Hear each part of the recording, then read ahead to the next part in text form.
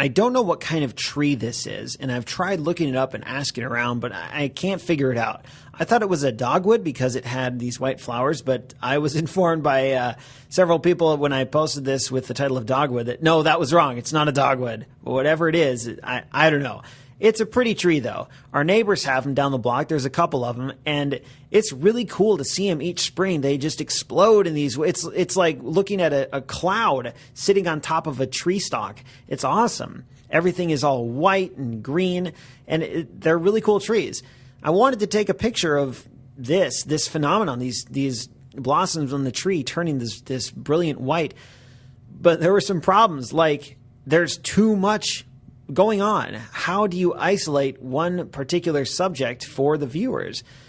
In this case, I found one branch sort of sticking out, and there's all the white you see is another tree behind that's in the yard, like, I don't know, 50 feet away.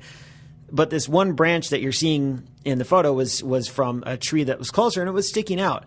So once I found this branch, there was some things to consider. Too large of a depth of field and everything would be cluttered. There'd be too much in focus. But too shallow of a depth of field and everything in the background would be so blurry that there's no sense of context.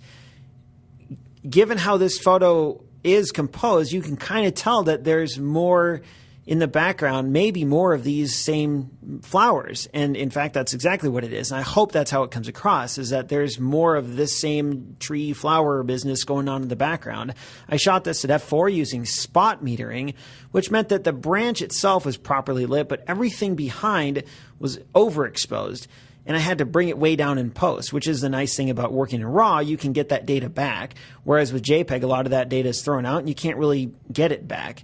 The sunlight was on the right. If you look, you'll see the flowers have this nice almost backlighting to them. I like that the sun was coming from off of the right. This is in the evening, so the sun was setting.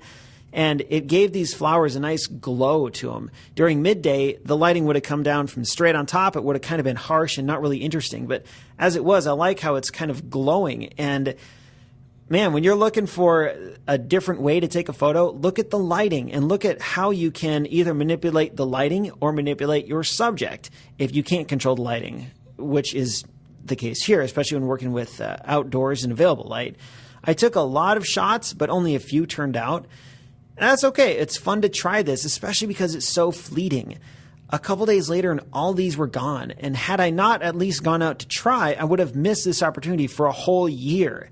And I'd have to wait until April of 2014 to go and try again. So the lesson is it never hurts to try. Time goes by so quickly, you might as well grab your camera and get out and go and shoot whatever it is that you're going to try and shoot.